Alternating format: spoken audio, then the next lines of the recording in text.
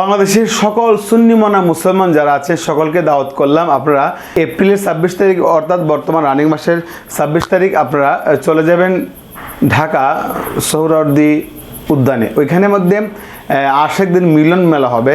এখানে একটা যুদ্ধ ঘোষণা করা হবে। জানেন বর্তমানে সোশ্যাল মিডিয়াতে ভাইরাল হয়েছে যে গত কিছুদিন আগে যে সোহরাওয়ার্দী উদ্যানে যে সমাবেশটা হয়েছিল এখানের মধ্যে সমস্ত অঙ্গনের লোককে দাওয়াত করা হয়েছিল। বিশেষ করে আলিয়া বলেন, কওমি বলেন, জামাত ইসলাম বলেন, হেফাজুল ইসলাম বলেন, যারা আছে সকলকে দাওয়াত করেছিল। কিন্তু তারা কি করেছে?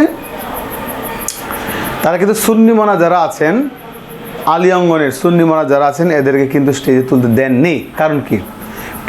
প্রতিহিংসা। আপনাদের যারা আছেন জামাত ইসলামী কওমি অঙ্গনে যারা আছেন আপনারাও এখানে ছিলেন, স্টেজে ছিলেন, কিন্তু আহলে সুন্নাহ পীর মাশেক অঙ্গনে যারা আছেন তিনাদেরকে আপনি স্টেজে তুলে নেয় কারণটা কি? এর রহস্যটা কি বলেন? তা আপনারা কি আসলে কি সত্যিকার অর্থে কি আপনারা এক চাচ্ছেন? নো, আপনাদের আচরণে বোঝা যাচ্ছে যে আপনারা এক চাচ্ছেন না। আপনাদের মুখে মধু অন্তরে বিষ।